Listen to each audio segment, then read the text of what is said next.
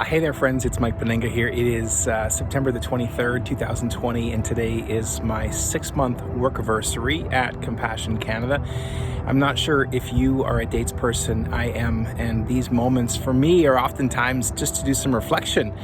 6 months, March 23rd was my first day at Compassion, and what are the lessons that I've learned over these last 6 months? Well, first of all, starting with an organization in the midst of a pandemic has been interesting. I was supposed to start my first week in London, Ontario, which is HQ for Compassion Canada.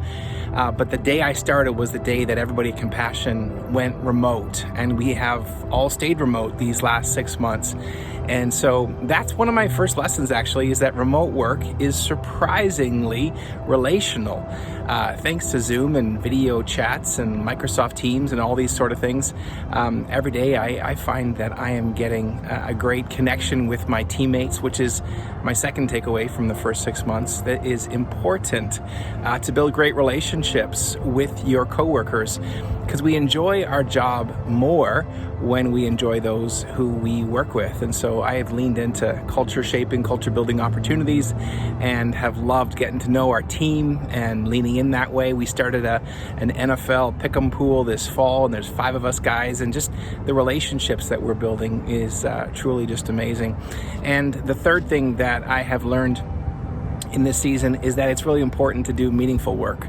After 18 years of being a pastor, and then I spent 18 months in the work world at Refresh Financial, to come back into a ministry that is releasing children from poverty in Jesus' name is truly amazing. It's worth getting up and giving the best part of my day to. My job is manager of donor relations, so I work with mid and major donors across this country who want to support and advance this cause around the world, and it's just been amazing.